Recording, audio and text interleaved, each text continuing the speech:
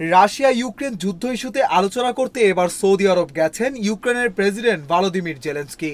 সেখানে গিয়ে সৌদি যুবরাজ এবং দেশটির কার্যত শাসক মোহাম্মদ বিন সালমানের সঙ্গে দেখা করেন তিনি। মঙ্গলবার মার্কিন প্রতিনিধিদের সঙ্গে ইউক্রেনের প্রতিনিধি দলের আলোচনার সময় জেলেনস্কি উপস্থিত থাকবেন না, এমন তথ্যই দিয়েছে কিয়েভ।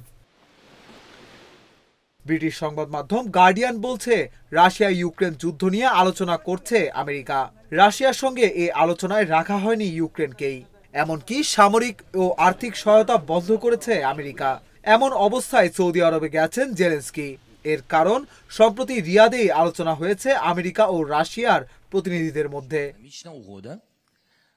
রাষ্ট্রীয় সফরে জেলেনস্কি সৌদি আরব গেছেন বলে জানিয়েছে কিয়েভ। মার্কিন প্রতিনিধিদের সঙ্গে আলোচনার সময় বিরল খনিজের চুক্তির ব্যাপারে কথা হবে ইউক্রেনের প্রতিনিধিদের। তবে এর বিনিময়ে ইউক্রেন আমেরিকার কাছ থেকে কিছু পাবে কিনা তা এখনো নিশ্চিত করে বলা যাচ্ছে না। এ ব্যাপারে মার্কিন প্রশাসনও কোনো মন্তব্য করেনি। তবে ইউক্রেনকে গোয়েন্দা সহায়তা দেওয়া অব্যাহত রাখার ব্যাপারে ইতিবাচক তথ্য দিয়েছে দেশটি। ব্রিটিশ সংবাদ মাধ্যম বিবিসি বলছে, জেদ্দায় নামার পর জেলেনস্কিকে স্বাগত জানিয়েছেন সৌদি আরবের প্রতিনিধিরা। তবে সেখানে সৌদি যুবরাজ ও দেশটির কার্যত শাসক মোহাম্মদ বিন সালমান আসেননি।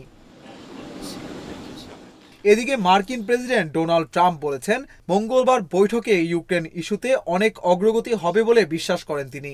রোববার এয়ারফোর্স ওয়ানে সাংবাদিকদের সঙ্গে কথা বলার সময় এই আশাবাদ ব্যক্ত করেন ট্রাম্প। এ সময় তিনি বলেন, ইতিবাচক কোনো ফল আসবেই, আর এর ফলে সমাধান হতে বেশি দিন লাগবে না।